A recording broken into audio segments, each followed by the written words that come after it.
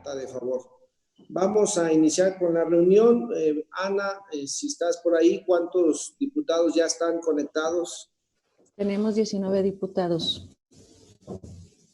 19 diputados. Bueno, iniciamos con estos 19. El día de ayer arrancamos con 21.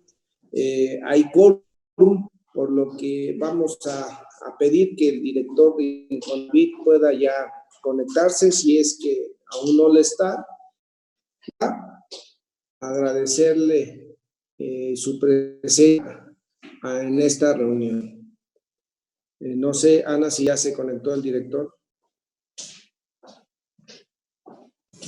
Aquí estoy. Muchas gracias, licenciado Carlos. Gracias por aceptar estar con nosotros en esta reunión virtual. Es una reunión virtual de los diputados integrantes de la Comisión de Vivienda de la Cámara de Diputados con el licenciado Carlos Martínez Velázquez, director general de Infonavit. A tratar la reunión son las medidas extraordinarias de apoyo a trabajadores y patrones implementadas por el Infonavit en respuesta a la pandemia por COVID-19. Fue programada para hoy, 28 de mayo, a las 12 horas del centro. El orden del día corresponde de la siguiente manera: registro de asistencia y declaración del quórum.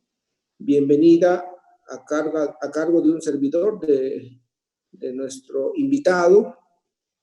Tercer punto, lectura y aprobación del orden del día. El cuarto punto, exposición del licenciado Carlos Martínez Velázquez, director general de Infonavit. Quinto punto, participación de un diputado por cada grupo parlamentario hasta por 2 minutos. Sexto punto, exposición de cierre por parte del licenciado Carlos Martínez Velázquez y clausura. Por lo que, habiendo un registro de 19 legisladores presentes, hay el quórum correspondiente. Pongo a consideración de ustedes el orden del día. Sírvanse manifestando, levantando la mano de favor los que estén de acuerdo con el orden del día. Si hubiera alguna observación al orden del día, ¿no? Se aprueba el orden del día. Le damos la bienvenida nuevamente al licenciado Carlos Martínez Velázquez, director general de Infonavit.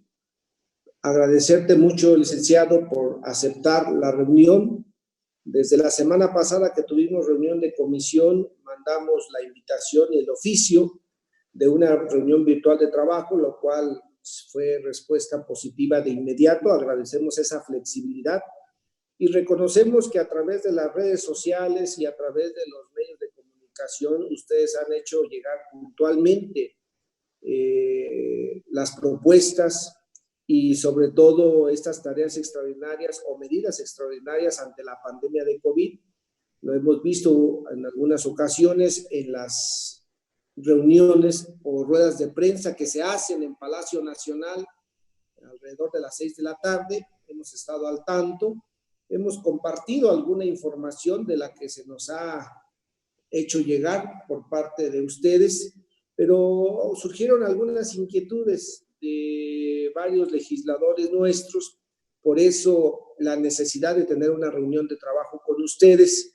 Y para no alargar más la reunión y mi participación, solo darle la bienvenida y cederle la palabra para que haga la exposición sobre el tema que se mencionó que estaríamos abordando el día de hoy. Muchísimas gracias, licenciado, y tiene usted la palabra.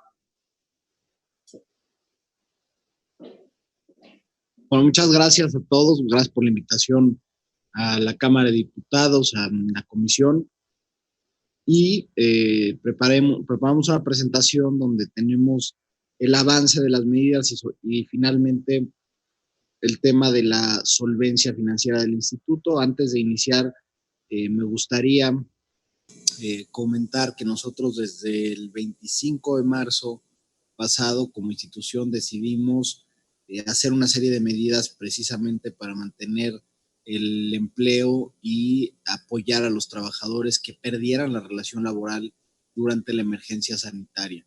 Para nosotros era muy relevante porque, como saben, el Infonavit está ligado plenamente a lo que ocurre en el mercado laboral. Eso es una característica, pues yo creo que fundamental del modelo del instituto, porque una de sus ventajas es que recoge las aportaciones patronales, que son ahorro, constituyen ahorro del trabajador, y con eso mismo fondea el programa de crédito que se cobra vía nómina. Entonces, si se pierde la relación laboral, pues se vuelve difícil mantener la sustentabilidad del modelo. Y por eso, para nosotros es muy importante siempre plantear el Infonavit, además de como una hipotecaria que es, pero como una institución de seguridad social, porque se inserta precisamente dentro de los derechos laborales y es fundamental dentro del propio mercado laboral. Entonces, al ver que esto era una emergencia sanitaria que nos ponía frente a una crisis por diseño, como dice el secretario Herrera, los países en el mundo decidieron cerrar su economía. No es un asunto donde haya habido, por ejemplo, un quebranto en las instituciones financieras, como fue el caso de la crisis de 2009, 8 y 9 en Estados Unidos con la caída de Lehman Brothers, o otro tipo de crisis que han implicado una descomposición de los mercados de factores de la producción o una interrupción en los mercados financieros. En este caso, los países decidieron hacer un alto a la interacción humana precisamente para evitar la propagación del virus, y esto ha provocado que en todas las economías del mundo pues haya un decrecimiento por ambos lados. Por la parte de la oferta se dejaron de producir bienes y servicios, y por el lado de la demanda se dejó de consumir cosas que se consumían en la economía a razón de estar en la casa, ¿no? Entonces es una emergencia sanitaria que nos pone al frente de repensar también una parte del modelo económico global, ¿no? Entonces es importante hacer esto énfasis porque a partir del 25 de marzo nosotros pusimos en marcha esta serie de programas que están divididas en dos vertientes. Una es para apoyar a los trabajadores, otra es también para enfocarnos al apoyo a las pymes, que son las que además emplean a una gran cantidad de personas en el país. Y finalmente también el papel que tenemos dentro de lo que será la recuperación económica del país, que tiene que ver con el otorgamiento de créditos y tiene que ver con la industria de la construcción, ¿no? Entonces, son esos tres elementos que hay que estar viendo en su conjunto. Me refería a ellos. Primero empezamos con la parte de crédito y es importante que lo hagamos porque esa parte es donde estamos ahorita con la recuperación económica del país. Después nos referiremos a las medidas particulares y finalmente presentaremos algunas conclusiones de los análisis que hemos hecho sobre la solidez financiera del instituto y que nos permite afrontar la emergencia sanitaria, apoyar a los trabajadores y continuar siendo una institución que cumple con sus obligaciones legales. Como ustedes saben, tenemos una obligación particular que es, además de otorgar los créditos para la adquisición de vivienda, para la mejora de vivienda, también tenemos una obligación derivada de que el fondo de la vivienda es parte del sistema de ahorro para el retiro. Entonces, cualquier excedente que haya en el Infonavit financiero se devuelve a los trabajadores directamente a través del rendimiento a la cuenta de vivienda. Entonces, sí es muy importante que nos vean como esta institución que está de los dos lados, del lado del sistema de ahorro para el retiro y del lado de financiero de vivienda. Y eso es relevante porque se tienen que cuidar ambas perspectivas, por supuesto, teniendo como principal objetivo la satisfacción de los trabajadores en cuanto a su derecho a la vivienda. Entonces, empezamos con el tema de crédito. Ahí está, con el tema de crédito, cómo vamos hasta el cierre abril de 2020, bueno, se tienen otorgados un total de 125,000 créditos, con una dispersión total de 56,000 millones de pesos. Recordar que para 2020 estamos colocando la meta ya, teniendo en cuenta el efecto que tendrá la pandemia en la economía, de otorgar 500,000 créditos, y a partir de hoy, que es 28 de mayo, tenemos el nuevo crédito de mejora. Este crédito de mejora muy, muy importante. ¿Por qué? Porque permite que los trabajadores tengan la posibilidad de tener un mayor monto para comprar materiales, equipo, pagar mano de obra, y esto también es parte de la reactivación económica. Si alguien está empleado en una fábrica, por ejemplo, manufacturera, y necesita hacer una remodelación de su casa, una ampliación de su casa, etcétera, podrá tener este crédito que es directo, pero que además le ayuda a pagar mano de obra, es decir, el empleado se convierte también en empleador, y esta cadena de empleados y empleadores ayuda también a que el sector de la construcción camine. Entonces se tiene este nuevo monto. Antes estaba topado hasta 60,000 pesos, ahora está topado hasta 125,000, y por supuesto depende de lo que el trabajador tenga en su ahorro de la cuenta de vivienda. ¿Cómo vamos en mayo? Bueno, pues ya al cierre del 24 de mayo de la semana pasada se habían otorgado cerca de 20,000 créditos, un poquito más de 20,000 créditos, y se había derramado en la economía 11,700 millones de pesos. Es decir, la gente sigue solicitando créditos en el instituto, y era algo que nos preguntábamos desde el principio, si la gente en medio de una emergencia sanitaria, en medio de las cifras que hemos visto del Seguro Social, por ejemplo, de pérdida de empleo, iba a seguir solicitando créditos.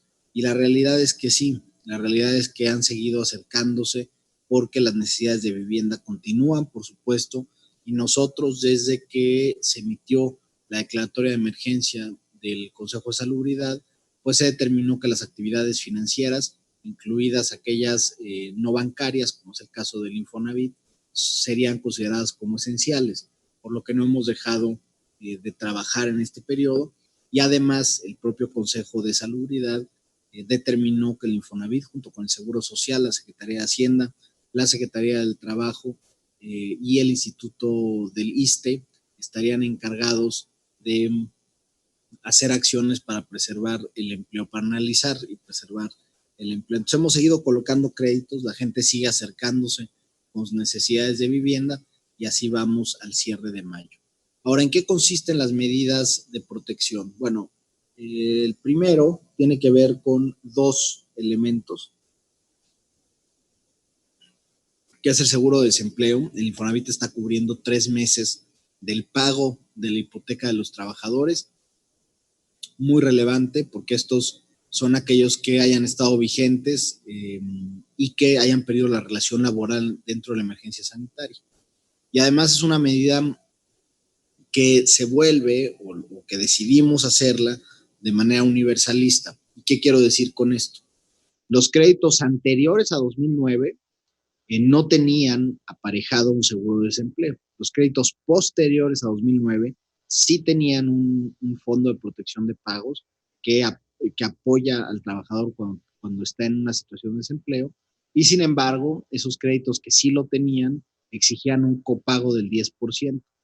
Los trabajadores anteriores a 2009 no tenían ningún tipo de protección. Bueno, por eso decidimos hacer este seguro que aplica a cualquier trabajador, independientemente del año en que sacó su crédito, pero además lo hace sin pedir un copago de regreso. Entonces, digamos, literalmente durante 3 meses, el Infonavit cubre el 100% de la hipoteca, no difiere, no aplaza, no extiende el número de periodos de pago, como sí sucede, por ejemplo, en algunas medidas que sacó el sector bancario. Aquí nosotros asumimos el pago de la hipoteca durante 3 meses. ¿Qué otras cosas hicimos?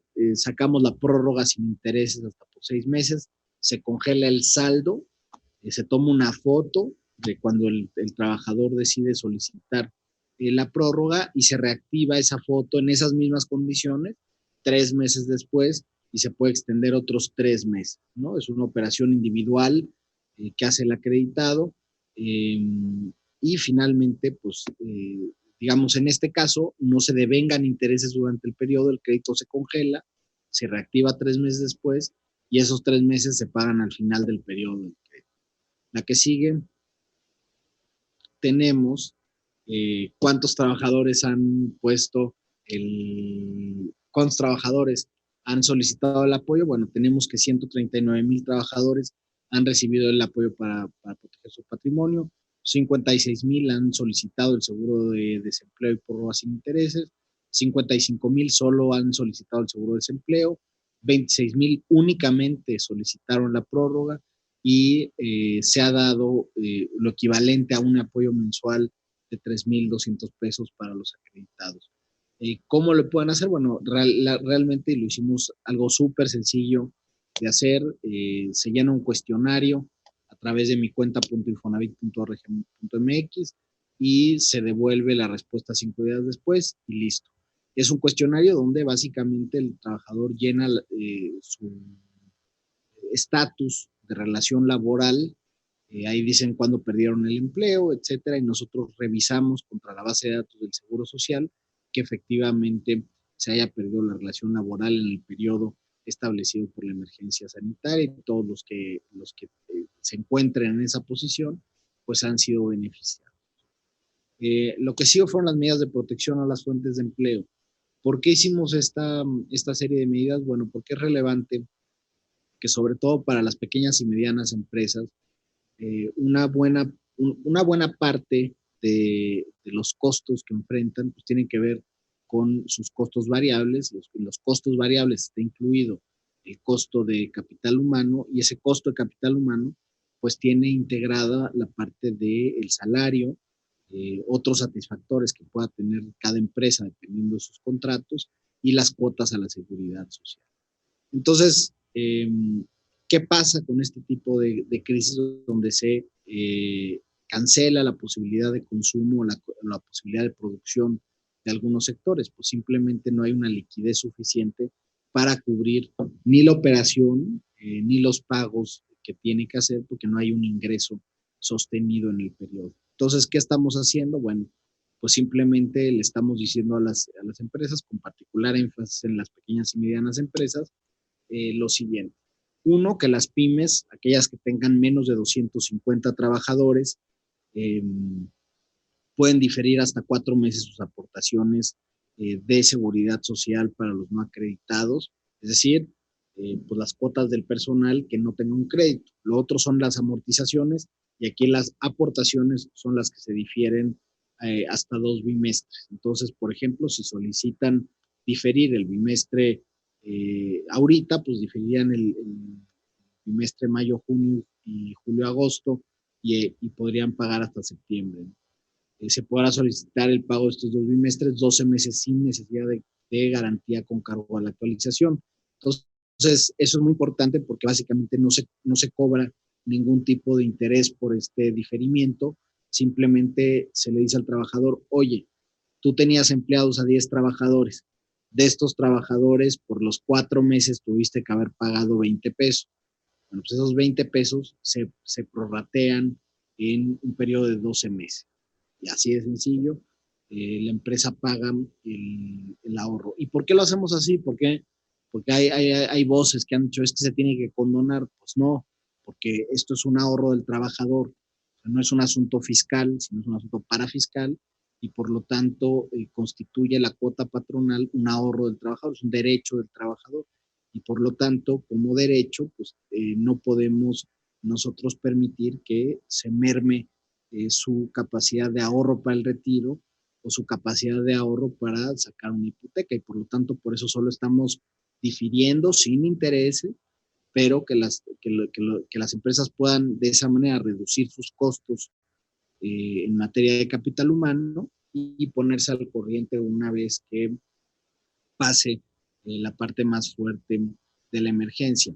Para las empresas con más de 250 trabajadores, que son consideradas las grandes empresas, se puso en marcha un programa para diferir un bimestre.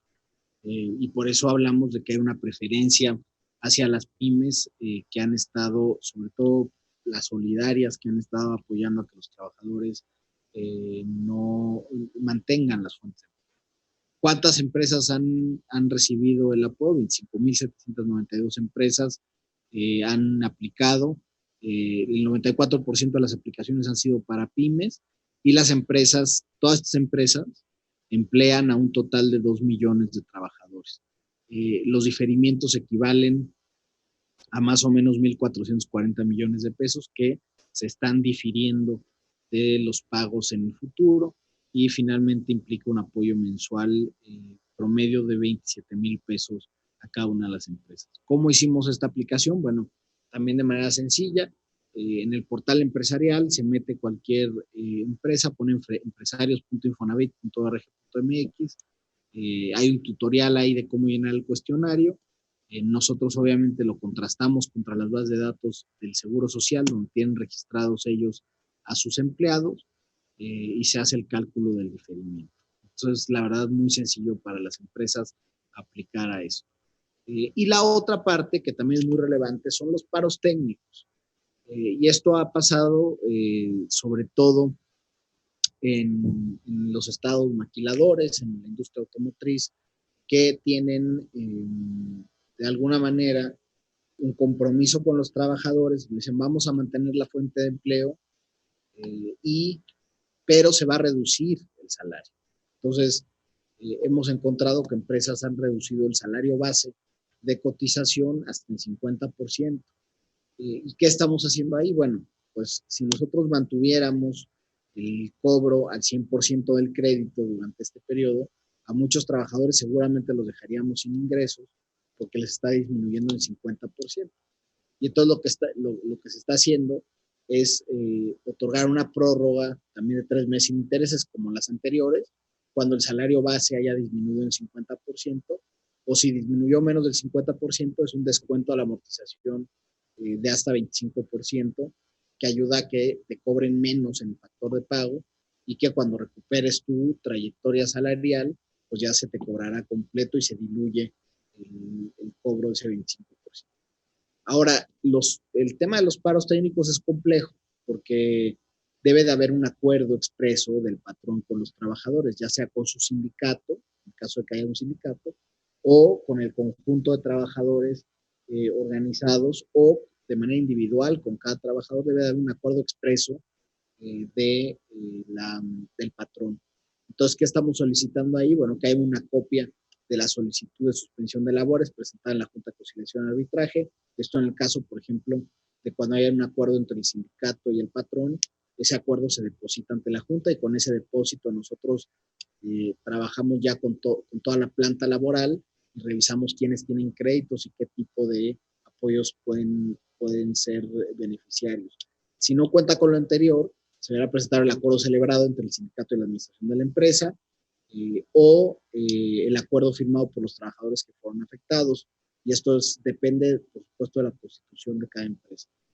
Sin embargo, ahí sí hay empresas que llevan a cabo este tipo de recortes sin que medie un acuerdo formal con los trabajadores. Y esto pues, sí hemos insistido en que los trabajadores denuncien estas malas prácticas laborales ante la Profedet, porque sí es importante que la emergencia sanitaria no sea pretexto para violar la legislación del trabajo. Eso es lo que se va a castigar. Eso es lo que ha repetido en varias ocasiones la Secretaría del Trabajo, de que no debemos de utilizar estos elementos como pretexto para violar derechos laborales. Ahora, ¿cómo han solicitado esto? Bueno, pues ahí tienen cómo las empresas han tenido la solicitud de paro técnico, más de 60,000 empleados beneficiarios, la mayoría en Coahuila. En Coahuila sí se dio un acuerdo generalizado, vimos un fenómeno generalizado donde hubo estos acuerdos de paro técnico con las empresas. Coahuila es un estado además pues con mucha maquila, autopartes, etcétera. Y pues bueno, ahí observamos el mayor número de beneficiarios, de empleados dentro de estas fábricas, donde no pierden la fuente de empleo, no son desempleados, mantienen la relación laboral. Sin embargo, en este periodo tienen un salario menor y por lo tanto se les está haciendo el apoyo por paro técnico. Finalmente, todas estas medidas pues están basadas en un análisis profundo que hicimos sobre la parte financiera de la institución. ¿Y qué significa esto? Bueno, hicimos una serie de análisis de sensibilidades y estrés a los impactos financieros, y de hecho ahí les recomiendo nuestro reporte trimestral de la economía que sale mañana. Yo creo que es un muy buen reporte donde hablamos de todas estas medidas a detalles, de las finanzas del Infonavit y demás, como cada trimestre, y sale mañana, pero les puedo adelantar que la conclusión es que el Infonavit cuenta con la capacidad para administrar los riesgos que se enfrentan, generando la rentabilidad esperada a largo plazo para los derechohabientes. Esto es muy relevante por lo que les decía, porque luego hay ideas, ¿no?, particulares donde dicen, oye, deberían de cobrar una tasa del crédito de interés, por ejemplo, del 2%, por decir un ejemplo. Bueno, cobrar 2% de interés para las hipotecas sería incompatible con la propia ley que dice que hay que pagar al menos un rendimiento superior a la inflación para los ahorradores.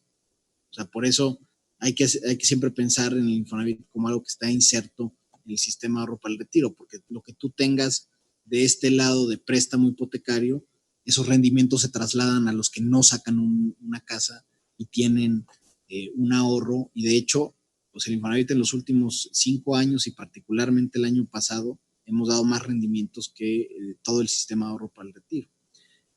Pero bueno, el Infonavit puede mantener esta posición financiera sólida bajo distintos escenarios de desempleo, de crecimiento económico y de uso de medidas de apoyo. Hicimos de hecho escenarios donde básicamente todos los acreditados se fueran a un tema de pedir apoyos o que hubiera una destrucción de empleo muy fuerte, más de la que se ha visto en toda la historia del país, y por lo tanto cayeran las cuotas patronales. Y aún en ese escenario, en el peor escenario de todos, podemos determinar que se llega a un índice de capitalización superior al 11%.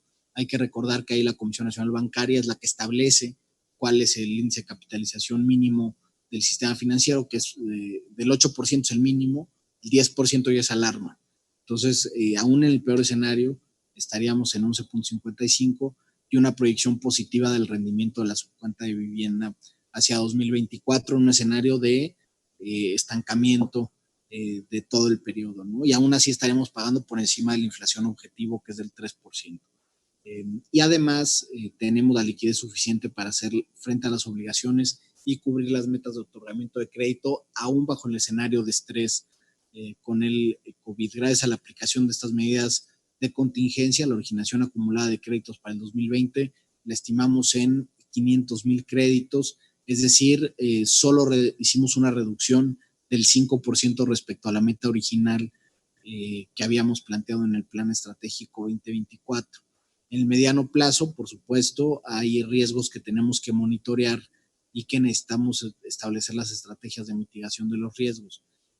Para poner, digamos, sobre la mesa cuáles son los análisis de riesgos que estamos haciendo. Bueno, el primero es que haya menor apetito por crédito por parte de los trabajadores. Entonces, eso significaría que por alguna razón ajena al instituto, el trabajador no se sintiera seguro de contraer un contrato, una deuda por 30 años. Bueno, pues ese tipo de cosas de confianza son riesgos que tenemos que estar monitoreando. La otra es que la disminución de aportaciones patronales por desempleo, por uso de medidas emergentes, es decir, que haya una destrucción ya no solo de fuentes de empleo, sino que los propios patrones decidan cerrar la empresa y esto afecte la cotización que hacen los patrones en la actividad económica. La otra es que se reduzca o pase algo con la calidad de activos hipotecarios por el deterioro económico y finalmente la volatilidad del mercado de inversiones en instrumentos financieros. Recordar que sobre todo a partir del año pasado establecimos la oficina de inversiones del Infonavit y esto hace que se pueda diversificar el rendimiento del ahorro de los trabajadores. Y esta oficina básicamente funciona como cualquier inversionista institucional, las Afores, cualquier fondo de inversión a largo plazo y demás, y tiene invertido parte del recurso en, por ejemplo, reporte gubernamental, como cualquier tesorería, ¿no? Entonces tú generas un rendimiento sobre eso. Sin embargo, los mercados financieros y de inversiones han presentado volatilidad en todo el periodo y tendremos que ver cómo se estabilizan los mercados hacia el cierre del año, ¿no? Entonces, aún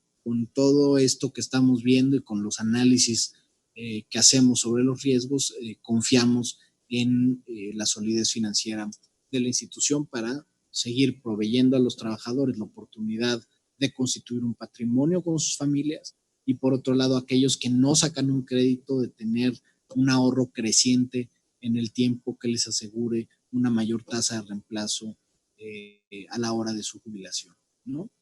Todo esto está, por supuesto, para los trabajadores en mi cuenta Infonavit, mi cuenta.infonavit.org.mx, en el Infonatel, que es el 800-008-3900, y tenemos todavía nuestro centro de atención Infonavit, todos nuestros centros de servicios, las 89 oficinas del país, abiertas con un horario de 8:30 a 1 de la tarde, ahorita con horario recortado, por supuesto, para atender las indicaciones de la Secretaría de Salud y la sana distancia, pero atendiendo a los trabajadores que requieran hacer algún trámite que requiera su presencia física, llámese, por ejemplo, la firma de escrituras. La mayoría de los trámites los pueden hacer ya en línea. Y esto sería pues la presentación general para los diputados, para ustedes, y poder establecer así el diálogo. Muchas gracias. Muchas gracias, licenciado Carlos. Vamos ahora a pasar al siguiente punto del orden del día, que tiene que ver con la participación de los legisladores de cada grupo parlamentario. Esta participación será hasta por 2 minutos de cada uno de los grupos parlamentarios. Por lo que respecta a la primera participación, que es la diputada Mónica Almeida, del grupo parlamentario del PRD, ella ha pedido disculpas porque tiene otra reunión virtual que se cruza. Pidió una disculpa a todos ustedes.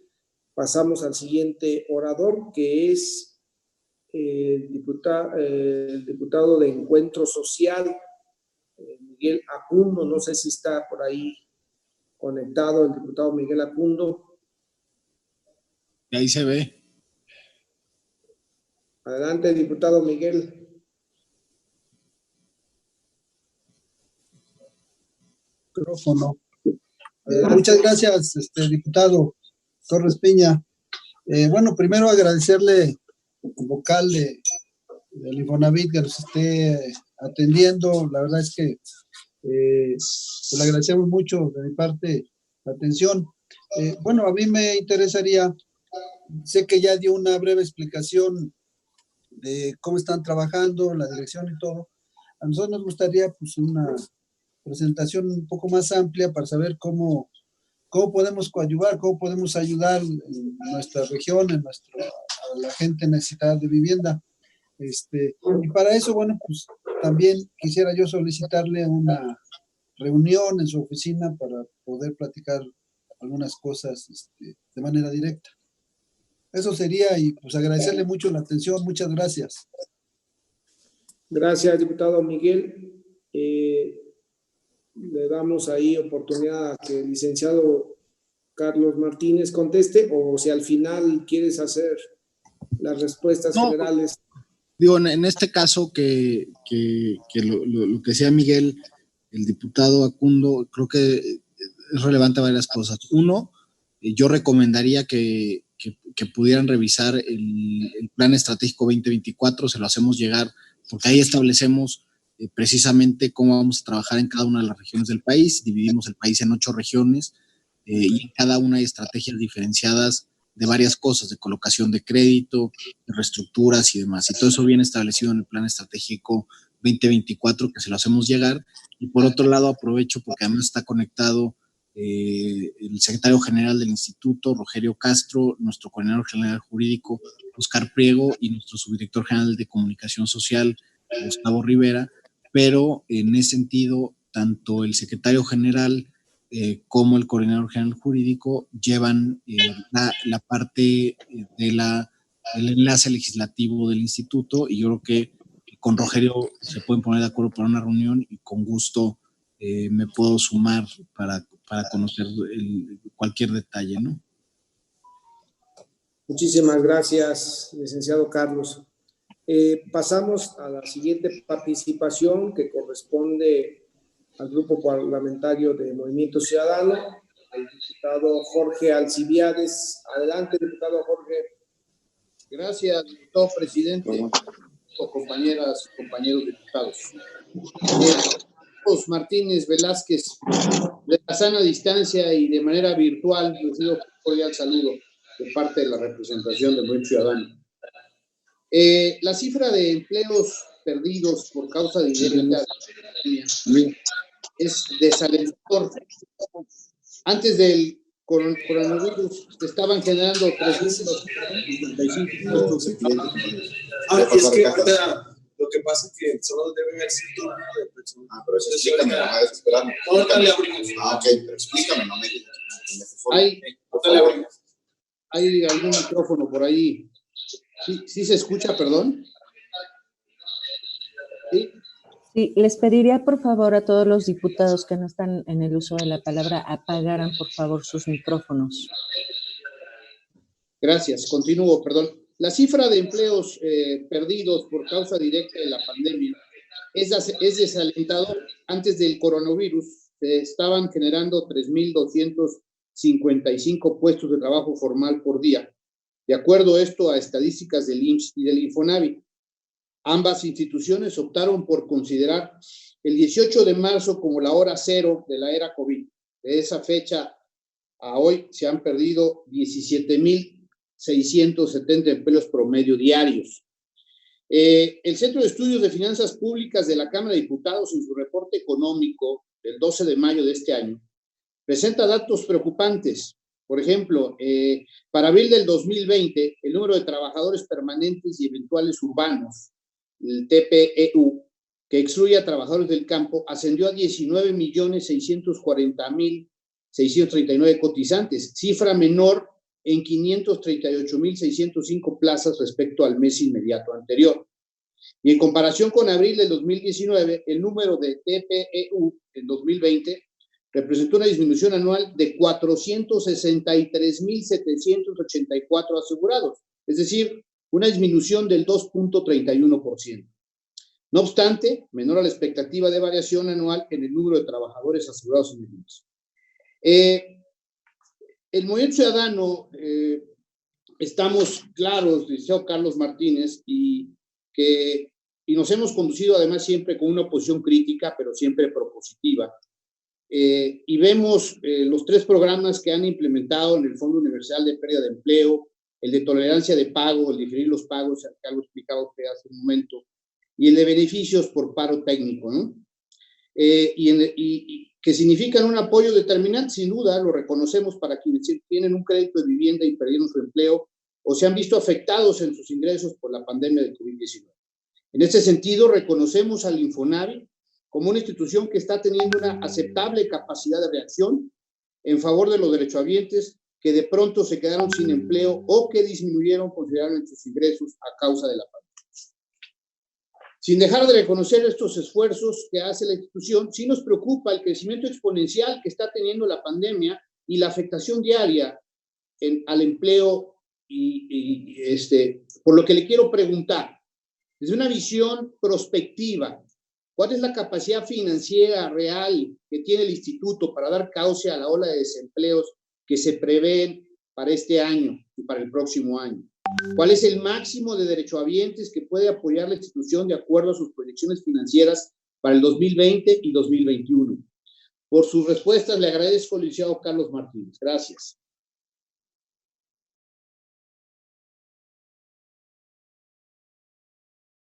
Diputado, muchas gracias por las preguntas. Digamos, efectivamente, pues sí, el Seguro Social ha sacado los datos de empleo, publicará por supuesto el 12 de junio a las 12 del día los datos de mayo. Nosotros también estamos monitoreando lo que sucede con el empleo. Hemos visto ya varias cosas. Por ejemplo, el Centro de Estudios de Finanzas Públicas de la Cámara de Diputados efectivamente excluye al sector agrícola. En el sector agrícola, de hecho, en el análisis que tenemos de empleo, durante el periodo de emergencia sanitaria ha aumentado el número de puestos de trabajo en ese sector, o ha alcanzado su máximo, incluso dentro de los meses de la emergencia sanitaria. Otros servicios como los clasificados como servicios sociales también, etcétera, ¿no? O sea, hay un comportamiento diferenciado de los empleos. Hay otros que tienen estacionalidades en ciertos periodos del año, entonces se encuentran en un nivel superior al que tenían en enero de 2020, pero inferior si lo haces año contra año, y eso tiene que ver con la estacionalidad y demás. Pero independientemente de los ciclos de empleo, y por eso es muy importante la pregunta, porque como decía al principio, el Infonavit se liga 100% con las fuentes de empleo. Sí hay claramente pues una disminución en lo que va del año, como lo ha dicho el Seguro Social, y esto afecta por varias vías al instituto, ya sea por la parte de los ingresos, porque esos trabajadores ya no tienen una relación laboral y por lo tanto ya no se cotiza esa parte como ingreso, y para los que tenían un crédito, pues ya no se amortiza de manera directa en el pago de nómina, ¿no? Entonces eso implica también una afectación a los ingresos. Dicho esto, actualmente, y lo veíamos en el tema del seguro de desempleo, se han atendido a 135,000 trabajadores, que más o menos es el 27% de los 500,000 puestos de trabajo, y esto es consistente con el número de trabajadores que esperaríamos que tengan un crédito. Hoy, de los 20 millones de trabajadores, 19,640,000, que era el último dato que usted daba sobre el empleo, hay 5 millones de acreditados. Entonces, estás hablando de una proporción similar. Más o menos, el 20% de los trabajadores tienen alguna relación de crédito con el Infonavit, y por lo tanto lo que estamos viendo es una atención proporcional a la pérdida de empleo. Nosotros hemos calculado, y todo el paquete de medidas que sacamos tiene un valor equivalente a 20,000 millones de pesos, sobre todo en esta parte de la protección al empleo. Y nosotros estamos en un escenario pues con estos 20,000 millones de pesos para atender a un escenario donde haya una pérdida del doble de lo que hemos visto hasta hoy, ¿no? Consecuentemente, con la proporción que les decía, no todos los trabajadores desempleados tienen un crédito con el Infonavit. Y en ese escenario máximo vemos, como les decía, la solidez financiera del instituto para seguir cumpliendo con los retornos a la subcuenta de vivienda y con el programa de crédito para aquellos trabajadores que mantengan su empleo y que tengan la posibilidad o quieran, porque esto es una voluntad y parte de la libertad del trabajador, de solicitar un crédito de vivienda, ¿no? Entonces nosotros, con el programa que sacamos, creemos que tenemos cubierta la expectativa de lo que hemos observado en la economía, y finalmente se sigue abierta la posibilidad, porque así se quedó establecido en el acuerdo de aprobación con el Consejo de Administración, de que estas medidas pudieran tener una segunda ola de recursos hacia el segundo semestre del año. Esto es muy importante porque nosotros cada mes estamos revisando con el Consejo de Administración, que lo forman empresarios, sindicatos y los representantes del gobierno. Revisamos cada mes cómo va la conducción de la economía, cuáles son las expectativas y si requerimos o no ampliar el programa. Como lo estamos viendo hoy, creemos que no es necesario ahorita ampliar el programa, pero podríamos hacerlo dependiendo de las condiciones de la economía. Yo creo que hay que apostar y sobre todo confiar en lo que se ha puesto en el entramado institucional entre todos los actores. Por ejemplo, lo que ha hecho ya el Banco de México con las líneas de liquidez al sector financiero, bueno, nosotros mismos con todos estos programas. También la propia Comisión Nacional Bancaria de Valores ha hecho una serie de cosas que permite mantener la liquidez en el sistema financiero mexicano. los programas de crédito que han impulsado los gobiernos estatales y demás. Incluso nos hemos, y un poco volviendo con lo que decía Miguel de cómo apoyar con las regiones, en ciertos casos pues, nos hemos puesto de acuerdo con los gobernadores para ligar los programas de apoyo a pymes que ellos tienen con el programa de diferimiento de cuotas. Entonces esto ayuda de doble manera. Si el gobierno del estado dispuso un fondo donde le va a dar X cantidad de dinero a una pyme para mantener su planta productiva y además nosotros les ayudamos con el diferimiento de la cuota, esto hace que tengan ingresos y liquidez de un lado y reducción de costos del otro lado, ¿no? Esto ayuda también a sobrellevar de mejor manera. Entonces hemos estado haciendo la vinculación con los fondos estatales, con las secretarías de economía estatales que han impulsado este tipo de programas, porque cuando se encadenan todos los programas o cuando se empaqueta todo lo que ha hecho todas las autoridades públicas, pues resulta que ha habido una acción importante de protección al empleo, ¿no? Y esto nos debería de llevar a pensar que una vez que la economía empiece a levantarse a partir de junio, ya con la implementación de los semáforos y lo que establezcan la Secretaría del Trabajo y la Secretaría de Salud en la materia, pues también las fuentes de empleo se van a empezar a recuperar, porque otra vez, esta no es una crisis que tenga que ver con un quebranto financiero como fue 2009 o con burbujas inmobiliarias, nada. Es una crisis donde nosotros decidimos cerrar la economía. Entonces, al ser una decisión propia de los gobiernos, también se espera que la recuperación pueda ser relativamente rápida, pero eso requiere mucha coordinación, ¿no? O sea, se ha visto, nosotros estamos en la antesala de la entrada en vigor del TEMEC, por ejemplo, ¿no? Pues tiene que haber una gran coordinación con las cadenas productivas, porque las cadenas productivas norteamericanas están plenamente integradas, ¿no? Un producto va y viene de la frontera X número de veces dependiendo de la industria. Bueno, todas esas cosas se tienen que ir haciendo el plan de apertura coordinada porque implica más un asunto de logística que un asunto de afectación real en factores financieros, porque no los hay. O sea, lo que hay fue una crisis provocada por un virus desconocido y que provocó que los gobiernos decidieran poner un alto. Entonces, creo que sí, todo parte de un asunto de mucha comunicación, mucha coordinación, y vemos nosotros, desde nuestra perspectiva, de manera positiva, el segundo semestre del año.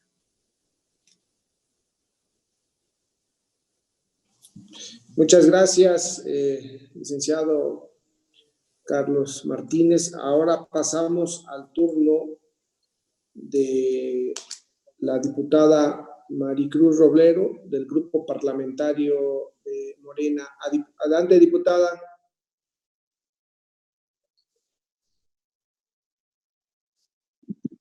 Muy buenas tardes a todos.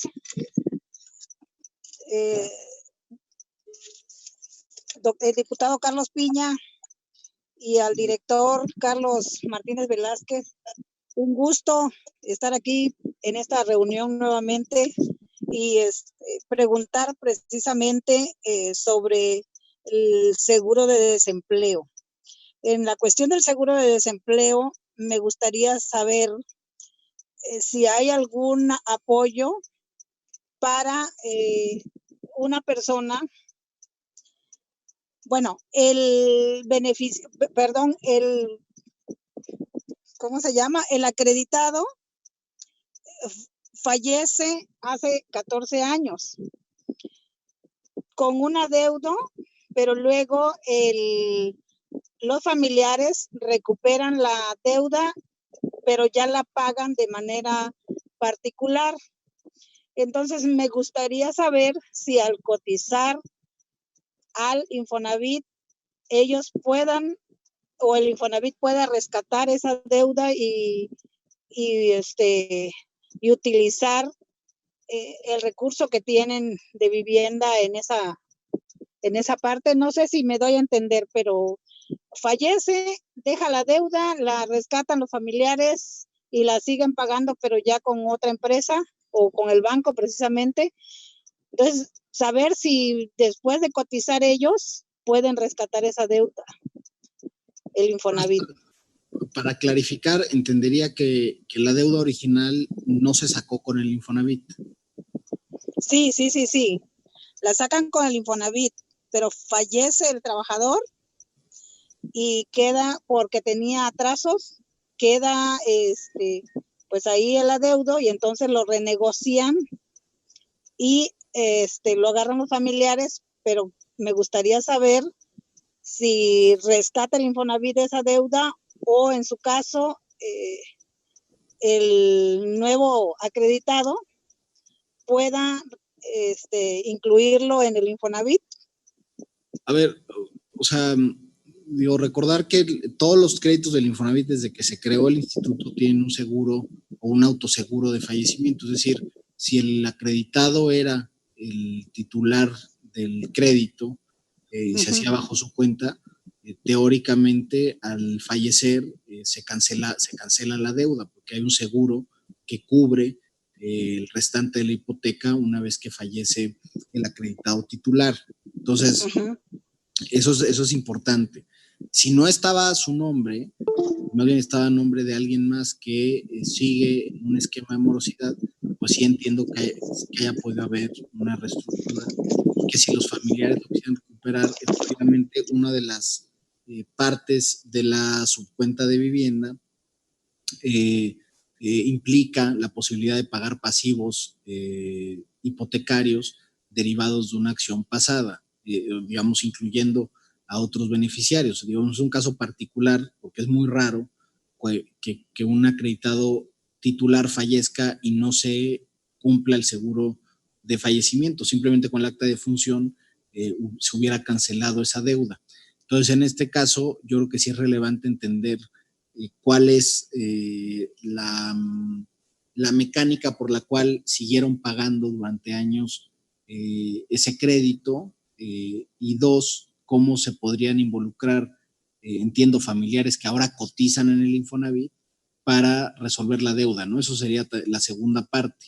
Entonces, yo solicitaría ahí, si nos hace llegar el expediente con nuestro secretario general, pues ya lo revisamos internamente para ayudarle a la familia que es el caso.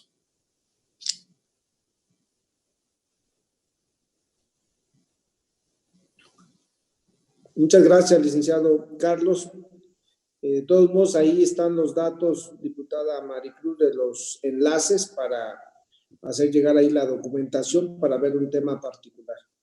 Pasamos al turno de la diputada Marcela Velasco González del Grupo Parlamentario del PRI. Adelante, diputada Marcela. Gracias, señor presidente. Sí, me escuchan bien. Saludo a mis compañeros y compañeras diputados. Saludo al licenciado Martínez Velázquez y agradezco mucho su participación en esta reunión de la comisión. Quiero comentarle que traía varias preguntas y desde las cuales, pues, gracias a su presentación, algunas han sido resueltas. Y sobre todo acotar que el grupo parlamentario del PRI siempre está a favor de todas aquellas acciones que se implementen y se pongan en marcha para reactivar la economía y principalmente en apoyo a nuestros trabajadores que en este momento pues se encuentran con algunos problemas. He escuchado con atención también las intervenciones de mis compañeros y quisiera solamente precisar algunas inquietudes que me quedaron respecto a su presentación. Ustedes nos hablan muy bien respecto al otorgamiento de 500,000 créditos en este año, el avance que llevan ya de 125,000. ¿Cuál es el universo que tenía contemplado? ¿Cuál es el universo de solicitudes que tienen? Ojalá pudiera comentarnos. ¿Y cuántos de ellos son de mujeres jefas de familia? Yo creo que es muy importante pudiéramos tener ese dato más adelante. Igualmente nos celebramos la reactivación del crédito de Mejoravit con motivo de que los trabajadores puedan hacer destinar el dinero para materiales, equipo y pago de mano de obra. Esto llevan ya más de 16,000 y 11,000 y pico de dinero adjudicado. Coincidimos que uno de los motores para impulsar el crecimiento económico de México es el sector de la vivienda, ocupa el 37 de las 42 ramas de la economía nacional, y que el gobierno federal esté fomentando esta serie de acciones es ya una muy buena señal. Sin embargo, también una pregunta que me queda en el aire, ojalá nos pudiera contestar. ¿Tenemos el control de esos recursos y los trabajadores efectivamente, como es una autoconstrucción, pudiera saber si efectivamente están utilizando el recurso en ese sentido. Nos dice también del mecanismo que está utilizando el Infonavit para darles créditos derivados de la pandemia, que son 3 meses de su pago o 3 meses con saldo congelado. Si pudiéramos hablar utópicamente y que esto se prolongara, ¿tienen planeado cómo solucionar o alargar estos beneficios? Utópicamente, ojalá no se dé, pero pudiéramos que en junio no se reactivara la economía, ¿cómo pudiéramos poderlos volver a, o qué planes tiene la instituto para hacerlo, ¿no?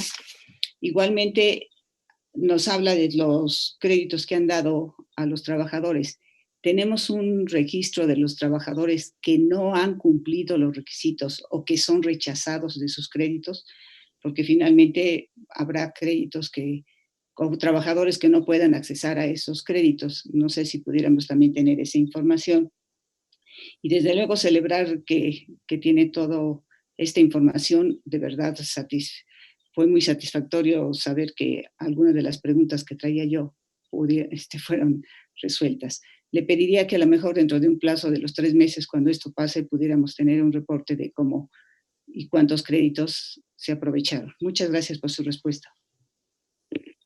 Muchas gracias, diputada. Sí, digamos, respondiendo a todas las preguntas que nos hacen. En primer lugar, por ejemplo, en el caso del seguro de desempleo, se han recibido cerca de 200,000 solicitudes y se han otorgado 135,000, que era lo que yo ponía las efectivamente otorgadas. ¿Qué pasa con el diferencial? Bueno, ahí no es que sean rechazadas. De hecho, prácticamente pues, es un seguro universal para todos los que pierden la relación laboral. Ahí lo que sucede con este diferencial entre los 200,000 solicitudes de desempleo y las 135,000 otorgadas tiene que ver con la base de datos del IMSS. Nosotros cruzamos la base de datos con el Seguro Social y en la base de datos del Seguro Social no está dada de baja la relación laboral. Entonces, si no existe efectivamente esta pérdida o no se puede comprobar, pues es difícil otorgar pues precisamente un seguro de desempleo cuando no se puede comprobar la pérdida de empleo. Entonces, eso tiene que ver también con la actualización que hacen los patrones al Seguro Social sobre el estatus de los trabajadores. Nosotros creemos que es un tema de rezago natural y que se irá solventando conforme el IMSS actualice la base de datos de los patrones y los propios patrones notifiquen sus bajas, efectivamente sus bajas laborales. Sobre el tema de género, no lo tenemos, al menos estas solicitudes de desempleo no las tenemos diferenciadas por género, lo podemos hacer porque además es algo que a mí particularmente, personalmente me interesa. Yo presenté un análisis, se lo voy a mandar, diputada, sobre el tema de género en el Infonavit. Nunca se había estudiado y lo que nos dimos cuenta es que las inequidades que hay en el mercado laboral, que son estructurales, se trasladan al mercado de crédito. Y pongo un ejemplo. Las mujeres que tienen un empleo similar o igual al de los hombres, tienen en su cuenta de vivienda un ahorro menor del 5%. Esto tiene que ver con la discriminación salarial que existe en el caso de muchas mujeres en el mercado laboral. También nos dimos cuenta, por ejemplo, que las jefas de familia o las mujeres que deciden tomar un crédito, a pesar de que son más o menos el 40% de la fuerza laboral formal, hay una proporción mucho menor de mujeres, o sea, no se reparte equitativamente el mercado de créditos con el mercado laboral, pero lo que sí nos dimos cuenta es que las mujeres retrasan su decisión de crédito 10 años, mientras los hombres acceden a un crédito alrededor de los 24 años, ahí acceden a su primer crédito, las mujeres acceden alrededor de los 34 años. Muchas veces esto tiene que ver porque hay interrupciones de mercado laboral, en el mercado laboral por ejemplo, la maternidad, o porque las mujeres normalmente, por una cultura tradicionalmente machista, pues les encargan el cuidado de las familias. Ellas también se hacen cargo porque es parte de la cultura, pero se les carga desproporcionadamente la equidad en el cuidado, etcétera. Entonces, cuando tú ves los datos de acceso al crédito, las mujeres acceden 10 años después a un crédito que un hombre, teniendo además el mismo ahorro, ¿no? Porque al suspender la relación laboral, pues acumulan menos ahorro para tener un enganche importante para la compra de vivienda.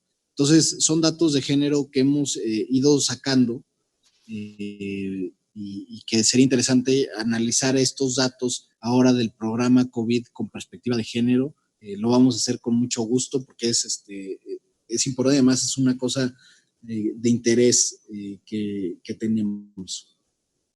Sobre el caso de los recursos de los créditos de mejora, efectivamente es un crédito que ya viene operando desde al menos 10 años. El crédito de mejora ha traído distintas modalidades. La primera modalidad se hizo con Sociedad Hipotecaria Federal hace ya más de una década, después se hizo con entidades financieras bancarias, etc. Ahora,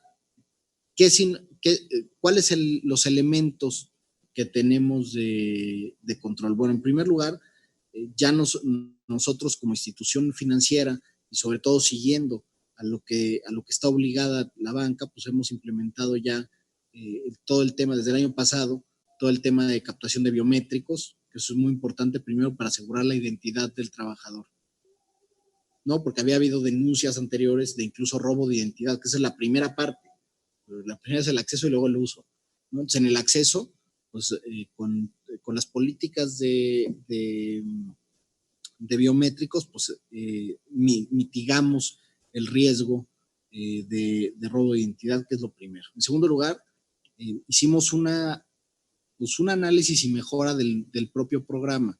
Como estaba diseñado el año pasado, se había hecho una apertura enorme de ese programa, y lo que pasaba es que nos empezamos a dar cuenta a través de un análisis de datos que había negocios que utilizaban el crédito Mejoravit de una manera desproporcionada respecto al tamaño del propio negocio. ¿Y a qué me refiero? Por ejemplo, en ciudades medianas que hay tiendas como Construrama o como Home Depot, resulta que vendían menos que una ferretería de colonia, y esa ferretería vendía 4 o 5 veces más que un Home Depot en un mismo periodo de tiempo.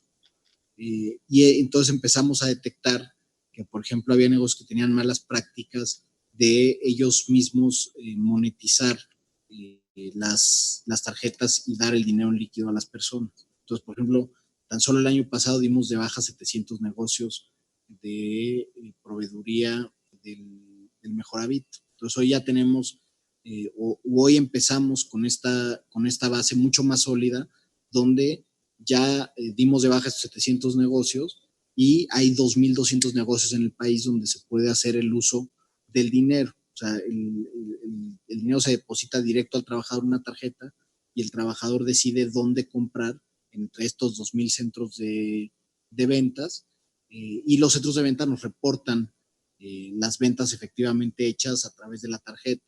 Y la realidad es que, contrario a lo que se piensa, porque luego hay un imaginario de que las personas se lo van a gastar en quién sabe qué, la realidad es que el catálogo de productos y servicios está limitado a temas de, por ejemplo, cementos, varillas, pintura, muebles empotrables, etcétera. No puedes adquirir otras cosas, tienes un porcentaje que es hasta el 20% del crédito depositado en la tarjeta, se puede utilizar para pagar mano de obra o servicios adicionales a la instalación de materiales, que eso es importante porque tampoco puedes sacar tú de tajo todo el dinero, sino lo puedes utilizar como un mecanismo de pago en ciertas tiendas, pero no lo puedes liquidar más que hasta el 20% del tema para mano de obra. Y lo que nos hemos dado cuenta también con el análisis de datos es que efectivamente compran estos materiales. Y además, al ser un crédito revolvente, hicimos un análisis donde seguimos a un pool de usuarios en el tiempo. ¿Por qué lo hicimos? Porque los métodos de producción social de vivienda o de autoconstrucción son normalmente procesos sociales que ocurren en el tiempo. Y entonces lo que nos dimos la tarea es analizar y seguir el comportamiento de un trabajador a lo largo de muchos años. Y resulta que sacaban desde que se inició el Mejoravit. Entonces había usuarios que lo han sacado hasta 3 veces y han ido acumulando materiales de trabajo y han ido construyendo una vivienda muy amplia, porque van acumulando, en el primer año utilizan todo para cemento, luego en el año que pagan el crédito, en un periodo de 1 año y medio o 2, lo vuelven a solicitar y compran tabiques y compran varillas, y van haciendo de manera progresiva la vivienda y haciendo un pago de la misma en el tiempo. Entonces es muy interesante entender el comportamiento del trabajador, que efectivamente lo usa para eso, y además pues partimos siempre del elemento de confianza, ¿no? O sea, nosotros confiamos en que los trabajadores utilizan el crédito de buena manera y que nosotros les damos las herramientas para ello. O sea, cuando sacan este crédito de mejora, tienen un catálogo de asistentes técnicos, tienen un catálogo de negocios donde pueden utilizar el crédito, tienen el catálogo de materiales que pueden comprar, etcétera, y la gente lo utiliza, y de hecho los datos nos dicen que lo utilizan correctamente la mayor parte del tiempo, y de hecho sería muy difícil detectar algo distinto. O sea, se puede detectar en estos negocios que, como decía, dimos de baja, pero que se notaba ese tipo de comportamientos atípicos en los patrones de venta de las tiendas, y eso te da una indicación de que algo está pasando con ese crédito. Pero al tener la capacidad de detección vía los datos, es muy fácil llegar y dar de baja al negocio, y sobre todo lo importante es estar siempre informando al trabajador de cómo se utiliza el crédito, cuáles son los límites que se tienen, cuáles son los materiales, etcétera.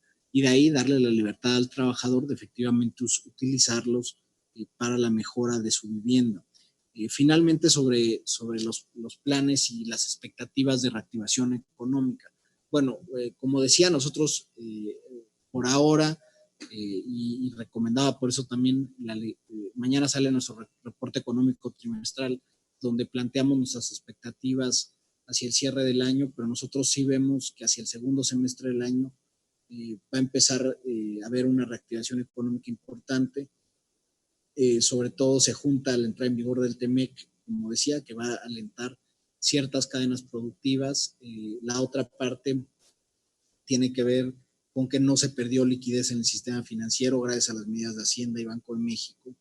Y la otra es que los servicios esenciales han estado operando a una capacidad mínima, pero que constante a lo largo de la pandemia. Y vemos sectores específicos afectados, como puede ser el tema del turismo y el consumo en restaurantes, que sí puede tener un poco más de retardo en la recuperación, pero los sectores industriales con un buen ritmo de recuperación probable en el segundo semestre.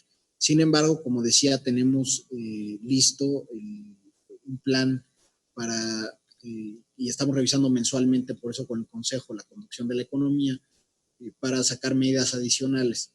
Tenemos una serie de medidas que incluyen, por ejemplo, yo tampoco lo quisiera decir porque no está, es parte de un plan futuro, pero incluso que puedan, por ejemplo, utilizar los trabajadores la subcuenta para pagar otro tipo de pasivos bancarios, y sucesivamente. Entonces hay toda una serie de estrategias por escenarios, donde nos va a decir si la economía se está comportando de esta manera, nosotros podemos ayudar de esta manera, ¿no? Hasta ahorita, como decía en la respuesta anterior, pues hemos visto que las medidas y el aprovisionamiento que hicimos de estas medidas, que equivale a cerca de 20,000 millones de pesos, puede ayudar a soportar a los trabajadores que pierdan el empleo y que tengan un crédito con el instituto. Correcto, licenciado. Pues ahí dio respuesta a las preguntas y las inquietudes de la diputada. Ahora pasamos al siguiente turno, corresponde al diputado Fernando Torres, del Grupo Parlamentario de Acción Nacional. Adelante, diputado Fernando. Gracias, diputado Torres Piña. Director, Carlos Martínez, primero agradecerle pues, el espacio. Creo que sí era importante tener una reunión para tener también una visión de qué está haciendo el Infonavit, sobre todo para el apoyo del trabajador. Y quisiera dividir mi intervención en dos partes, precisamente lo de los trabajadores y por otra parte lo de las empresas. Respecto al trabajador, recapitulando, me queda claro, entonces, es el seguro de desempleo, que sí ya estaba antes de la pandemia y seguramente seguirá después de la pandemia, de 3 meses. Y hay una prórroga que puede ampliarse de 3 meses y se puede ampliar por otros 3 meses más, que serían en total 6 meses, donde queda congelado sin intereses, y que el trabajador puede también hacer uso de esta prórroga para el pago de sus mensualidades. Hasta ahí creo que esto queda muy claro.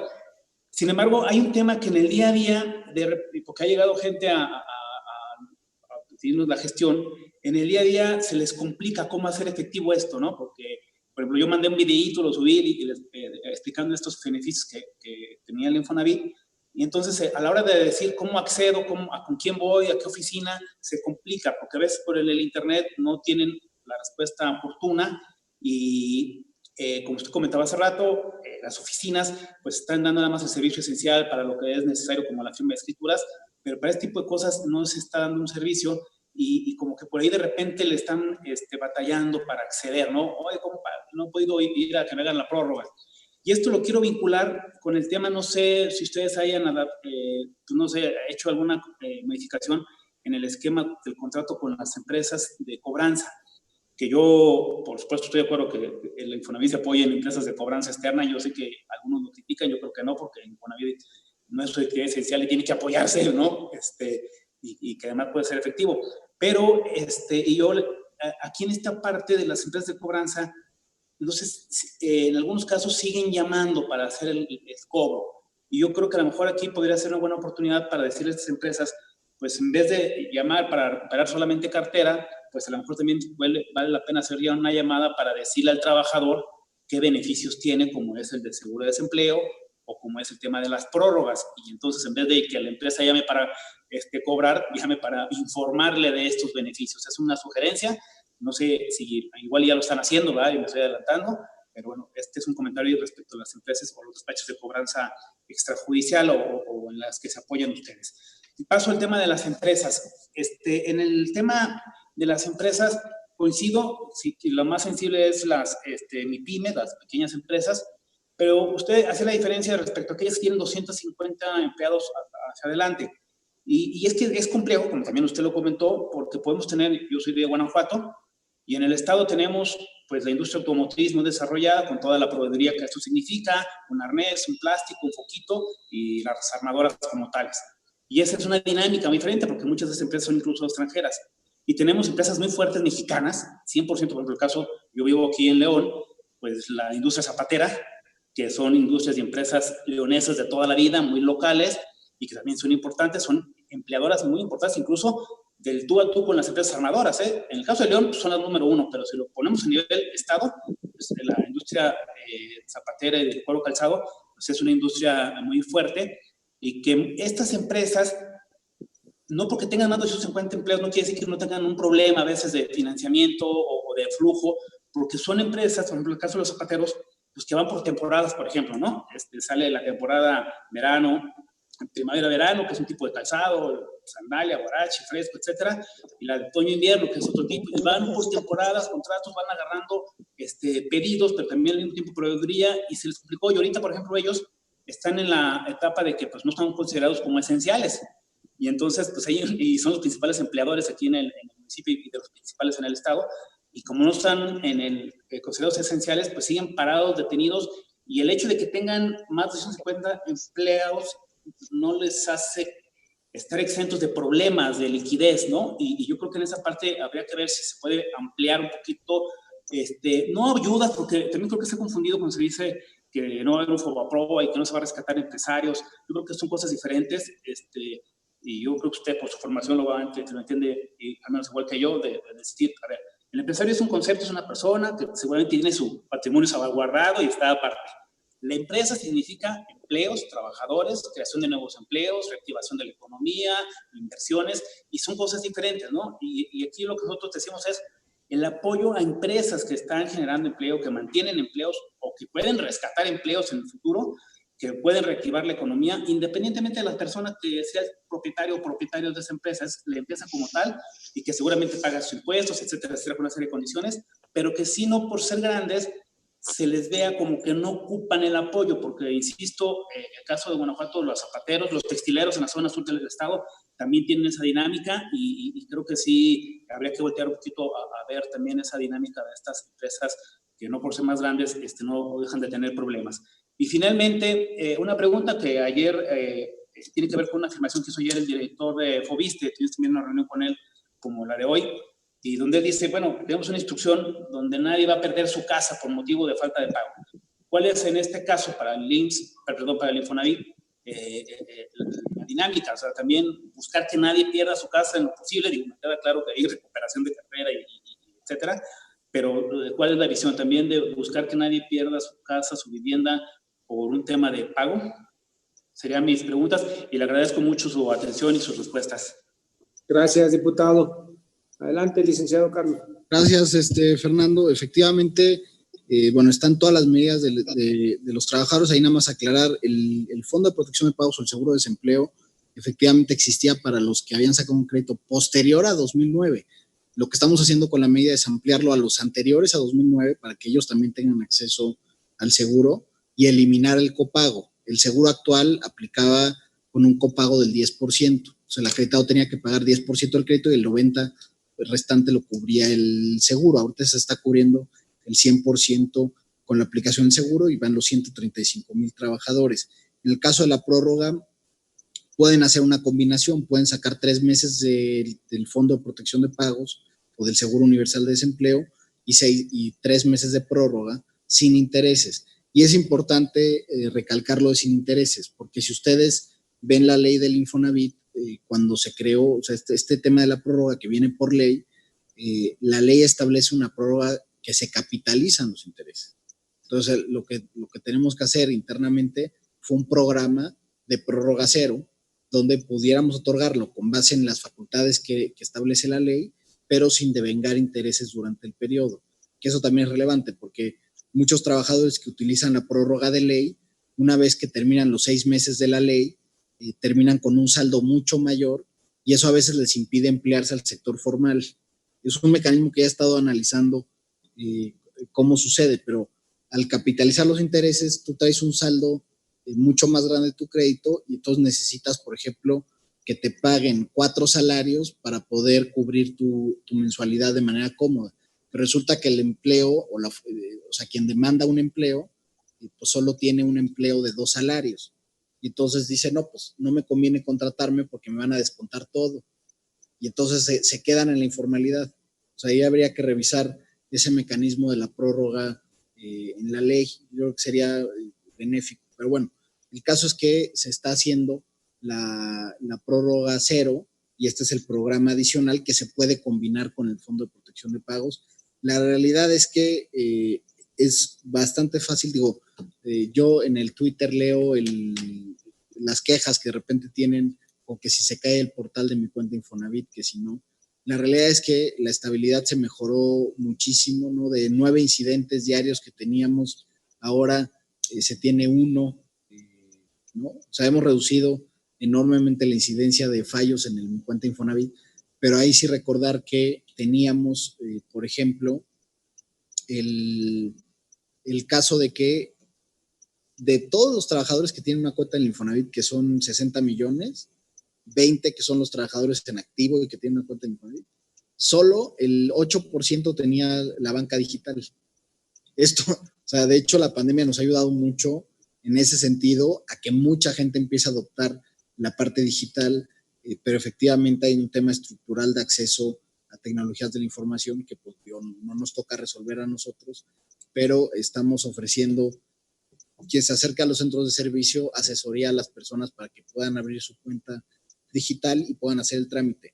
Ya que están en la cuenta digital, la realidad es que es bien fácil. O sea, ya en mi cuenta.infonavit.org.mx llenan el cuestionario y una vez con el cuestionario en 5 días en tu correo electrónico ya te dice las condiciones del programa de acceso al que tienes beneficios. Entonces yo sí insistiría en que los trabajadores abran su cuenta o que se asesoren. O sea, si quieren ir al centro de servicios ahí en León, por ejemplo, pues ahí los pueden asesorar para que abran su cuenta digital. Y ya en la cuenta digital es un cuestionario que no te lleva más de 1 minuto en llenarlo y con eso ya se accede al programa. Junto un poco, o sea, antes de responder la idea que nos decías, diputado, efectivamente, lo voy a responder más con la otra referencia que se hacía sobre los FOBISTE, pero las personas que nos ayudan ahora que se llaman agencias de soluciones, cambiamos toda la perspectiva, pero ellos efectivamente que se dedican a la parte telefónica nos están de hecho ayudando a promocionar los beneficios. Y esto ha hecho que pueda avanzar bastante rápido. Sobre las MIPYMES, yo sugeriría, porque efectivamente la industria del calzado es muy importante en Guanajuato y León, pero ojalá y hemos estado organizando series de conferencias con las cámaras de asociaciones empresariales explicándoles cómo acceder a los beneficios y demás.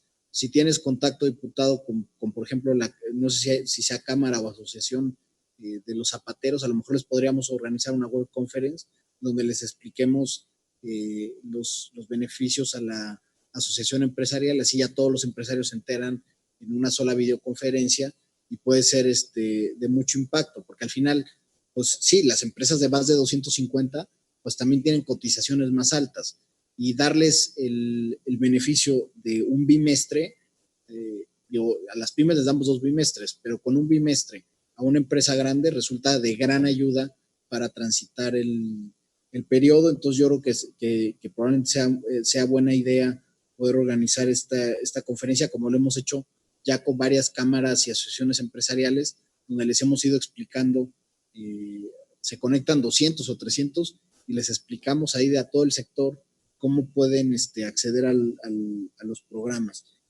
Sobre lo que comentabas, diputado, no, pues sí, claro, o sea, desde el principio nosotros dijimos que íbamos a hacer todo lo posible por no sacar a nadie de su casa. O sea, es increíble que yo lo decía en uno de mis discursos de la Asamblea General, o sea, una métrica de éxito del Infonavit era cuántas casas recuperaba. O sea, cómo una institución que se dedica a garantizar el derecho a la vivienda puede tener como métrica de éxito la recuperación de garantía hipotecaria sin antes reconocer que hubo un fallo en el diseño del propio crédito. Pues no por nada, o sea, nomás el año pasado nos aventamos a reestructurar 185,000 créditos con responsabilidad compartida e hicimos descuentos al saldo de los acreditados que suman 48,000 millones de pesos. O sea, porque estamos reconociendo que el diseño que se hizo de los créditos en el pasado, pues fue tan malo que generaba que la gente cayera en morosidad. O sea, lo que hay que entender es que el Infonavit atiende a los trabajadores que ganan un salario. Y con un salario, ningún banco, ninguno, te da un crédito hipotecario. Y si encuentras un intermediario financiero que te pudiera dar un crédito hipotecario, pues resulta que enfrentan unas tasas entre el 70 y 90%. Entonces, hay un tema de acceso al sistema financiero que es bien preocupante. O sea, y por eso ahí se agradece que el secretario de Hacienda, que la Secretaría de Hacienda haya presentado recientemente la Política Nacional de Inclusión Financiera. O sea, en esa política, pues se trata de resolver de manera estructural el acceso al crédito, pero el país, por el tamaño de su economía, tiene un porcentaje bajísimo de acceso al crédito y de bajísimo acceso a los servicios financieros. ¿Qué consecuencias tiene este bajo acceso? Pues que muchos trabajadores no haya diversificación de las fuentes de financiamiento y por lo tanto dependan plenamente de lo que hace el instituto. Y por eso, desde que llegamos, dijimos, no podemos dedicarnos a quitar casas, lo que nosotros tenemos que dedicarnos a reestructurar deudas y aliviar la carga financiera de las familias y a mejorar el diseño de los productos de crédito, porque solo así puedes cumplir con tu mandato de garantizar el derecho a la vivienda y además pagar a todos los ahorradores que tengan un crédito, que no tengan un crédito con el Infonavit para el sistema de ahorro para el retiro. Entonces, efectivamente, la instrucción es esa. Lo que tenemos que hacer es diseñar todos los instrumentos de política pública para no sacar a nadie de su casa. O sea, ningún ahorrador que además cotiza en el fondo, que además tiene que ahorrar para cumplir con 116 puntos al menos 2 años para acceder por primera vez a un crédito, que además no tiene opciones financieras para acceder al crédito, pues nosotros tenemos que ser quienes resolvamos cuando tenga un problema de pago. y les podamos reestructurar los créditos. Y ese es el mandato del Infonavit y así estamos trabajando. Y por eso decía lo de las agencias de solución. Todavía tenemos, desgraciadamente, pues muchos contratos legados del sistema pasado, que no era de cobranza social, sino había todavía miles de cuentas asignadas a despachos que se dedican a la pura cosa judicial, y pues son legados que siguen vigentes, que están legados, que tienen términos, que siguen vigentes y que vamos a respetar siempre los contratos. Pero efectivamente pues hemos transitado más hacia un esquema de agencias de solución donde se busca activamente hacer reestructuras, generar mediaciones y evitar que lleguen a una parte judicial. O sea, y ese es el objetivo de la política del instituto y es lo que nos ha mandatado el presidente, ¿no? O sea, que tengamos una perspectiva distinta, precisamente porque hay temas estructurales, como decía yo, del acceso al sistema financiero, que es muy difícil resolver puramente desde el Infonavit, pero que sí se puede hacer todo el diseño de políticas públicas y de instrumentos financieros novedosos, flexibles y demás, que ayudan a que la gente pague. Siempre es mejor que puedas extraer la voluntad de pago y que pague algo a que no pague nada y además te gastes un dineral con intermediarios que se dedican a quitar casas. Entonces, eso sí, lo hemos ido eliminando y hemos ido hacia un viraje de una política de reestructuras activas. Como les decía, hicimos estos 185,000 de responsabilidad compartida el año pasado, pero en total hicimos casi 1 millón de reestructuras el año pasado. El promedio de reestructuras que se hacían en el Infonavit cada año rondaba entre 550 y 600,000 reestructuras. O sea, en un solo año casi duplicamos el número de reestructuras que hicimos, porque es el objetivo del Infonavit, ver cómo la gente sí puede pagar y sí puede tener una escritura, y no ver cómo somos más efectivos quitando una casa. Adelante, diputada Ana Lilia Guillén, tienes la palabra. Muchísimas gracias. Buenas tardes a todos, compañeras, compañeros. Muchas gracias, licenciado Martínez, por estar aquí de manera virtual, resolviendo todas las dudas que hemos estado teniendo en estos últimos días. Bueno, empiezo. Debido a la pandemia que estamos sufriendo por el nuevo virus, se han visto afectadas todas las economías a nivel mundial. México no es la excepción, pues ya se dejan sentir los estragos de estas afectaciones económicas, ya que datos del INEGI mencionan que del último trimestre de 2019 al primero de 2020, que comprende de enero a marzo del presente año, se han perdido 297,000 empleos. Obviamente, esta merma en los empleos impacta a quienes dependen de ellos. Recientemente, déjeme, no iba a leerlo, pero sí quiero que sí se... Pasamos 725,521 empleos a 57,328,364 empleos en este momento. Recientemente el presidente Andrés Manuel López Obrador mencionó que en abril se perdieron 550,000 empleos, pero para mayo estas pérdidas están disminuyendo y estima que la pandemia del coronavirus dejará sin empleo hasta fines de este mes a 1 millón de personas desempleadas en el país. Es preocupante pensando en qué cantidad de estos desempleados tienen con Infonavit créditos contratados. Mi pregunta es la siguiente. En el caso del FUPE, Fondo Universal por Pérdida de Empleo, sabemos que habrá tolerancia para diferir los pagos de capital e interés durante 3 meses, el cual se puede alargar 3 meses más para dar un total de 6. Pero debido a la situación económica del país, a algunas personas les será más difícil que a otras encontrar un empleo. ¿Habrá alguna otra alternativa de apoyo para los acreditados después de que estos plazos se cumplan y no hayan conseguido trabajo?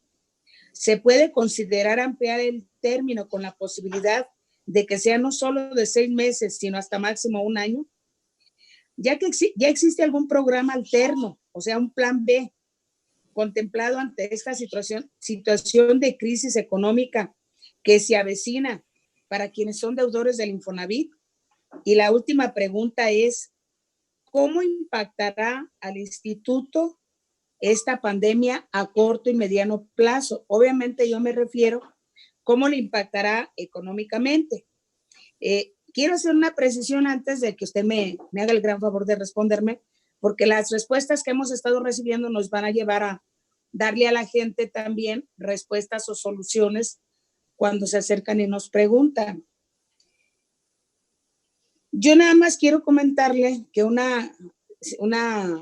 señalamiento reiterado es exactamente que la plataforma se cae o no se puede acceder fácilmente a ella. Yo me imagino, no conozco el motivo, que puede ser la saturación del uso de la misma. Y por último, el hecho de que las mujeres tengan menos créditos contratados, se nos olvida que la mayor parte de las mujeres ganan menos que los hombres desempeñando los mismos cargos, los mismos puestos, los mismos empleos.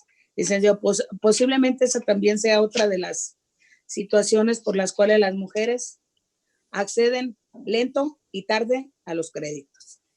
Le agradezco la información, la respuesta a estas preguntas y quedo atenta, igual que mis compañeros, a ello, licenciado. Un gusto saludarle y nos reiteramos a sus órdenes. Gracias, diputada. Gracias, diputada Ana Lilia. Gracias, diputada. Qué gusto verla y un saludo. Siempre es bueno platicar con usted. En el caso de todo lo de empleo, efectivamente son 3 meses y 3 meses más, o sea, dan un total de 6 meses. Como ya respondía anteriormente, lo que estamos pensando es en el Consejo de Administración de junio. Cada Consejo de Administración, como desde marzo que aprobamos esto, hemos estado revisando las medidas económicas. Entonces, ahí es cuando decidimos si es viable ampliar o no es viable ampliar. Hasta ahorita hemos decidido que con las medidas aprobadas en marzo es congruente con el desenvolvimiento de la economía. Sin embargo, efectivamente vamos a decidir si ampliamos hasta todo el año o no en los siguientes meses, ¿no? Pero estamos listos con el plan de poderlo ampliar. Ya echado a andar el programa, la verdad es que es bastante sencillo simplemente ampliar la vigencia del programa. En ese sentido, sí decir que al menos de las experiencias que analizamos en la parte económica del país, donde tienes, por ejemplo, la crisis de 2009, tienes la crisis de 2001, que fue particularmente pegó en el norte del país, tienes la crisis del 95 y demás. Normalmente el nivel de empleo se empieza a recuperar después de un año y difícilmente, según los datos que nosotros tenemos de los registros de seguridad social, si después de un año el trabajador no se vuelve a emplear, es muy difícil que se vuelva a emplear. Y eso es algo que también tenemos que tener, porque eso es otra parte de la estructura del propio mercado laboral. O sea, tenemos una población económicamente activa que suma casi 70 millones de personas y un mercado laboral formal que es de 20 millones de personas, ahora 19.6, ¿no? Decía el diputado, el Centro de Estudios de Finanzas Públicas de la Cámara de Diputados. Entonces, tienes realmente un tema de que no se está ampliando la formalidad. Entonces, los que están dentro de la formalidad tienen un rango en promedio de regresar en un año a la propia formalidad, y si no lo hacen, la probabilidad de que regresen en el futuro es muy, muy baja, tiende prácticamente a cero. Entonces ahí también hay que atender otro tipo de cosas que tienen que ver con la precariedad del empleo, es decir, son empleos que son altamente sustituibles y por lo tanto no requieren una cierta especialización, y muchos trabajadores que salen no regresan y se emplean en otros empleos altamente sustituibles en la parte informal de la economía, y por lo tanto ya no los podemos observar a través de los datos del IMSS o del Infonavit. Entonces, sí es relevante ver esto porque a pesar de que no se empleen en la economía formal, muchos de ellos pues siguen pagando sus créditos por aparte o en ventanilla, digamos, y obtienen sus ingresos a través de X o Y actividades en la economía informal. Tan es así que, por ejemplo, del total de créditos que tenemos, el 70% se cobran a través de la vigencia de las relaciones laborales y el 30% la gente los paga en ventanilla, ¿no? Y pues tienen que tener ingresos para poder pagar esos créditos, y por lo tanto tenemos la intuición de que mucha gente que no regresa a la formalidad y sigue pagando, lo hace a través de recibir ingresos a través de otros canales de empleo distintos a los de la formalidad. Pero, digamos, como tenemos este análisis, sí tenemos claro que vamos a estar revisando la vigencia de todas las medidas, tanto las de patrones como las de empleados, para en su caso extenderlas otros 6 meses, es decir, de junio a diciembre. Todo esto obviamente genera un estrés a los ingresos y egresos del fondo, que eso ya lo decía en una de las primeras intervenciones. Sin embargo, en el mediano plazo hacia 2024, aún con el escenario máximo de pérdida de empleo y suponiendo, lo comentaba el presidente, ¿no?, que más o menos se estima 1 millón de pérdida de empleo, aún en ese escenario estaríamos hablando de que 250,000 o 300,000 podrían solicitar el seguro de desempleo en ese escenario, partiendo de que el 20% de los trabajadores aproximadamente totales tienen una relación de crédito con el Infonavit. Y en ese sentido, con ese escenario de 250,000 trabajadores a los que les tuviéramos que dar el seguro de desempleo, pues el fondo tendría la capacidad de pagar la subcuenta de vivienda, al menos la inflación, que es lo que dice la ley. O sea, teníamos capacidad de pagarle a todos los ahorradores al menos 3% de rendimiento total y además continuar con el programa de crédito. Por lo tanto, vemos una viabilidad total del plan financiero que presentamos en diciembre hacia 2024 y la capacidad de cumplir con todas las obligaciones que ha tenido el instituto. Ahora, ¿qué opciones tiene la gente? Y eso es muy relevante porque se liga con varias preguntas. Pero, por ejemplo, la gente puede utilizar ahorita el Fondo Universal de Desempleo y lo puede utilizar por 3 meses. Después puede solicitar la prórroga sin intereses otros 3 meses. Ya suman 6. Y una vez que pasan esos 6 meses, podría solicitar la prórroga de ley, que esa, como les comentaba hace rato, sí genera intereses, pero tiene el derecho de pedirla por otros 6 meses. Y eso ya completaría directamente un año, la mitad del año pagada sin intereses y la mitad del año con intereses, ¿no? Pero, digamos, la propia ley pone opciones para que los trabajadores puedan extender los plazos. En este caso particular, en los programas dedicados al COVID, la ventaja es que en el caso del fondo, el Infonavit asume la mensualidad y no tienen que pagarla, les condona esos 3 meses para efectos prácticos, y en el caso de las prórrogas COVID no generan intereses, ¿no? Y eso es una gran ventaja para administrar mejor el pago en el futuro. Pero tendrían además las herramientas que da ya la propia ley, que es la prórroga de otros 6 meses. Sobre la saturación de la plataforma, efectivamente, como ya decía, antes del COVID, solo el 8% de los trabajadores tenían una cuenta electrónica con Infonavit. Entonces tuvimos una afluencia enorme de visitas a mi cuenta de Infonavit. Teníamos casi 400,000 visitas diarias de usuarios diferentes. O sea, una locura que nunca habíamos experimentado en el instituto y que definitivamente pues, tuvieron que hacer los ajustes a sistemas ancho de banda y demás para que tuvieran tener acceso. Y aún así, como les digo, pues yo leo las quejas y me mandan ahí los pantallados en el Twitter de que no está sirviendo, y ahí ya me pongo en contacto con el equipo de tecnologías de la información y tratamos de resolver en periodos realmente cortos. O sea, estamos resolviendo en periodos donde se cae el portal máximo 1 hora, pero sí son momentos que cuando tienes un gran volumen de visitas, pues tienes también un gran volumen de personas que en 1 hora no se pueden conectar. Entonces se vuelve muy importante y es por eso que nosotros estamos monitoreando las quejas todos los días de los usuarios para tratar de resolver lo más rápido posible. Sobre el caso de género, efectivamente, además de que ganan menos, eso se refleja en lo que ya decía. Para trabajos y trayectorias similares, las mujeres tienen un ahorro 5% menor a los hombres. Y el ahorro es un reflejo del salario que se registra ante el IMSS.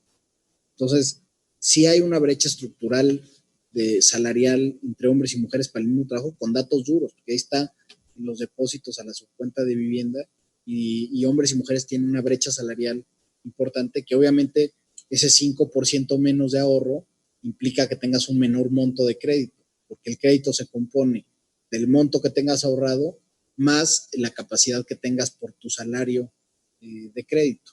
Pero si tienes menos ahorro, pues tu capacidad de endeudamiento es menor. Y eso incide a su vez en la calidad de la vivienda que puede obtener una mujer con tu nombre. O sea, el efecto de género es muy relevante.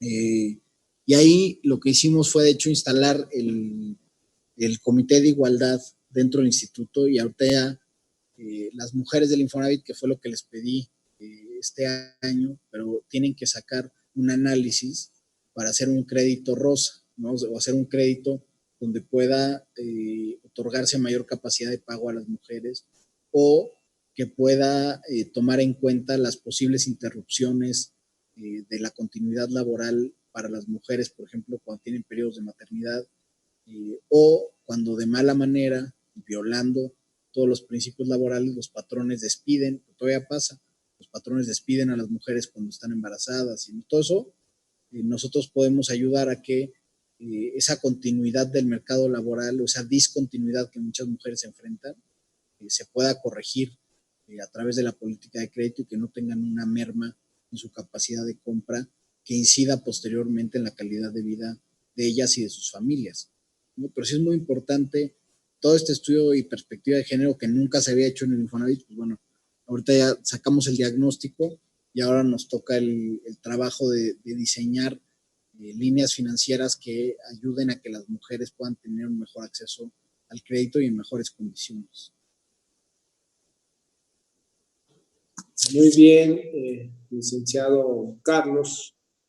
Pues con esta respuesta hemos concluido a las participaciones que se hicieron a los grupos parlamentarios. Yo creo que ha sido muy puntual la información que se ha vertido. Entiendo, licenciado Carlos, que nos vas a compartir tu exposición de las diapositivas que tenías para que los propios diputados puedan acceder a ellas para cualquier duda o a su vez poder compartirla, que son varias las propuestas y medidas extraordinarias que ustedes han implementado de acuerdo a esta pandemia del COVID-19. Entonces, con esto hemos concluido la Diputado ronda de participaciones. Diputado Carlos, nada más si nos podría agregar un número de teléfono de algún enlace que sea más directo y que podamos trabajar los temas particulares. Muchísimas gracias. Sí, por ahí José Manuel Medina puso su teléfono, que es el enlace, en el chat de la reunión. Ahí puso su enlace José Manuel Medina, que entiendo es el enlace de Infonavit de nosotros ante la Cámara. Ahí lo puedes revisar, diputada, sin ningún problema. Diputado, una precisión. Nada más preguntarle al licenciado Carlos Martínez. Yo leí en uno de los proyectos que tienen de beneficio a los acreditados que quienes en este tiempo de pandemia hagan sus pagos de manera puntual, ¿se va a ir a capital estas aportaciones? Nada más quiero que me clarifique eso, porque si eso es así, va a ser un gran estímulo para que la gente no deje de pagar. Nada más quiero que me diga si es cierto lo que yo leí o lo estoy malinterpretando. Muchas gracias a ti, diputado, y al licenciado Carlos Martínez Gracias. Bueno, esa parte, diputada, tiene que ver con, o sea, hay gente que puede solicitar la prórroga o la tolerancia al pago, se le otorga la tolerancia y si en el periodo de tolerancia hace pagos, se van directo a capital. Correcto. Muchísimas gracias. Ahí está la respuesta. Con esto concluimos este punto del orden del día. Pasamos al siguiente punto del orden del día, que tenía que ver con la exposición, pero el licenciado Carlos Martínez fue dando respuesta a cada una de las inquietudes, por lo tanto, hemos concluido también con este punto del orden del día. Solo agradecerte mucho, licenciado Carlos Martínez, por tu flexibilidad siempre ante las peticiones que como comisión hemos realizado. Estaremos compartiendo toda la información que se nos haga llegar para poderla difundir a través de las redes sociales, a través de nuestros medios de comunicación que podamos acceder y estar en comunicación para cualquier eventualidad y cualquier situación que se dé. No sé si quiera hacer un último comentario, licenciado Carlos. No, o sea, muchas gracias y recordarles a todos los diputados, y bueno, que a través de el presidente de Carlos Torres Piña, pues tenemos el contacto siempre y la apertura para hacer cualquier tipo de reunión de trabajo. Ahora que ya nos estamos acostumbrando a lo virtual, también podemos, yo creo, que hacerlas más seguido, porque luego es un problema de la agenda de todos, de estar de trasladarte a la cámara y demás. Entonces también podemos aprovechar que aun cuando ya no haya pandemia, tengamos también este tipo de reuniones virtuales que pueden dar incluso más flexibilidad de agenda y recordar, bueno, agradecer a toda la comisión y recordar que estamos abiertos siempre a cualquier duda y transmitir la información que requiera. Muchísimas gracias, licenciado. Pues hemos concluido esta reunión. El siguiente punto es con la clausura, no sin antes informarles que la próxima reunión el jueves tendremos reunión de junta directiva y el lunes 9 de junio tendremos reunión de comisión de vivienda para que estén enterados. Vamos a abordar varios puntos de dictámenes que ya tenemos ahí previstos, pero el día jueves 5, reunión de junta directiva para revisar dichos documentos. Muchísimas gracias y que estén muy bien, muy buenas tardes y un afectuoso saludo y abrazo para todos. Muchas gracias. Igual, Gracias, buenas tardes a todos. Hasta luego, Buenas diputado tardes. Torres Piña. Hasta luego. luego a todas las diputadas, diputados, compañeros. Hasta Pásenlo luego. bien. Buenas Cuídense. tardes a todos, buenas tardes. Que descansen. Cuídense mucho. Cuídense Buenas tardes mucho. a todos, saludos. Saludos, Hasta cuídense luego, mucho. bye. Saludos. Bye.